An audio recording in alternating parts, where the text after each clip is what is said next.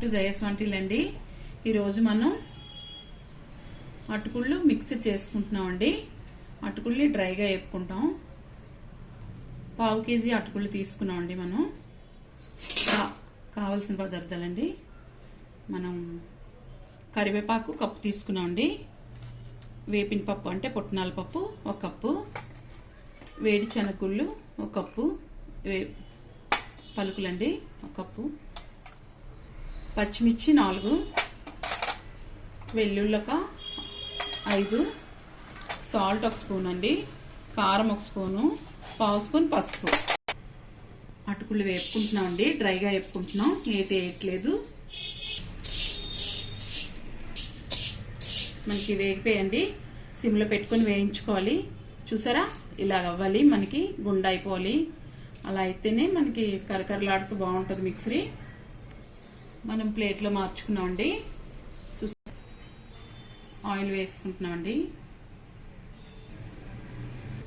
Oil వేసామండి, వెల్లుల్లి వేసుకుంటున్నాం, పచ్చిమిర్చి కూడా వేసుకుంటున్నామండి, కరివేపాకు కూడా వేస్తున్నాం.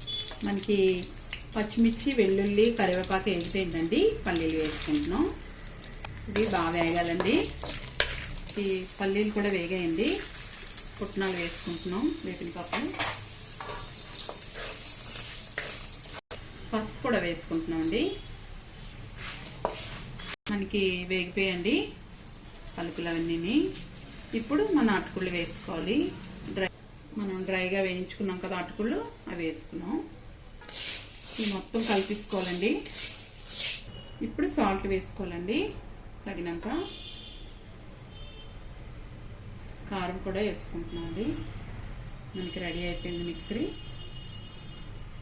కలిపిసుకుందాం. స్టవ్ ఆపిస్తామండి, మనం ప్లేట్లో మార్చుకుందాం. మన మిక్సరీ అయిపోయిందండి, ప్లేట్లో తీసుకున్నాం. చాలా టేస్టీగా ఉంటుందండి. మనం ఐరన్ కలర్లో వేపుకున్నాం కదా. ఎలా ఉందో కామెంట్స్ పెట్టండి.